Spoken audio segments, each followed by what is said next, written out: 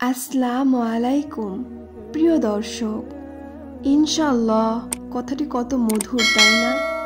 ইনশাআল্লাহ কথাটি কোথায় বলতে হয় আজকে সেটা নিয়ে আলোচনা করব।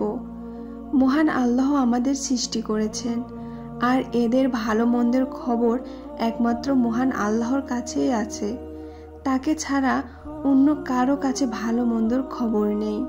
তাই তো ভবিষ্যতে সব কাজে ইনশাআল্লাহ বলাটা উচিত। এর মাধ্যমে মহান আল্লাহর ওপর আস্থা ও ভরসা রাখা হয় এবং তিনি কাজটি সহজ করে দেন। ইনশাআল্লাহ আরবি শব্দ, এর অর্থ যদি আল্লাহ চান অথবা আল্লাহর ইচ্ছা থাকলে। ইনশাআল্লাহ শিক্ষা দিয়েছেন আল্লাহ তাআলা। মহান আল্লাহ নিজেই নবীকে ইনশাআল্লাহ বলা শিক্ষা দিয়েছেন। এক্ষেত্রে একটি প্রসিদ্ধ ঘটনা রয়েছে। একবার ইহুদিরা নবীজি সাল্লাল্লাহু আলাইহি সাল্লামকে তিনটি কথা জিজ্ঞাসা করেছিলেন। আত্মার স্বরূপ কি? গুহার অধিবাসী ও জুলকারনাইন কে ছিল? তাদের জিজ্ঞাসার জবাবে নবীজি বললেন, আমি তোমাদেরকে আগামীকাল উত্তর দিব। কিন্তু এরপর 15 দিন পর্যন্ত জিবরাইল আলাইহিস সালাম ওহী নিয়ে এলেন না। অতঃপর যখন এলেন তখন মহান আল্লাহ ইনশাআল্লাহ বলার নির্দেশ দিলেন।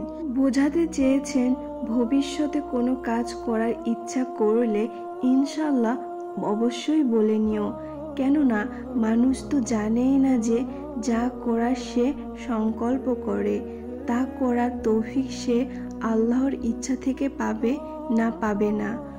পবিত্র কোরআনে মহান আল্লাহ বলেন, আর কোনো কিছুর ব্যাপারে তুমি মোটেও বলবে না যে নিশ্চয়ই আমি তা আগামীকাল করব, আল্লাহর ইচ্ছে করলে বলা ছাড়া।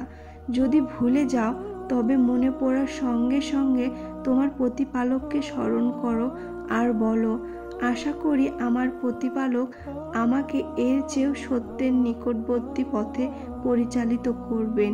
কেননা এক ব্যক্তি যেভাবেই সঠিক পথে চলুক না কেন, তার চেয়েও উত্তমভাবে পথ চলা যেতে পারে।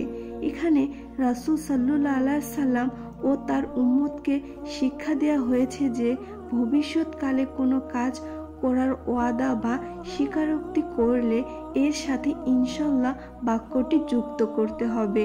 কেননা ভবিষ্যতে জীবিত থাকবে কিনা তা কারোরই জানা নেই। জীবিত থাকলেও কাজটি করতে পারবে কিনা তার নিশ্চয়তা নেই। কাজেই মুমিনের উচিত মনে মনে এবং মুখে স্বীকারোক্তির মাধ্যমে আল্লাহর উপর ভরসা করা। ভবিষ্যতে কোনো কাজ করার কথা বললে এভাবে বলা দরকার, যদি আল্লাহ চান তবে আমি এই কাজটি আগামীকাল করব ইনশাআল্লাহ। বাক্যের অর্থ তাই। আল্লাহ তাআলা আমাদের সঠিক বুঝ দান করুন এবং সঠিকভাবে আমল করার তৌফিক দান করুন, আমিন। এমনই সুন্দর সুন্দর ইসলামিক ভিডিও পেতে চ্যানেলটি সাবস্ক্রাইব করবেন।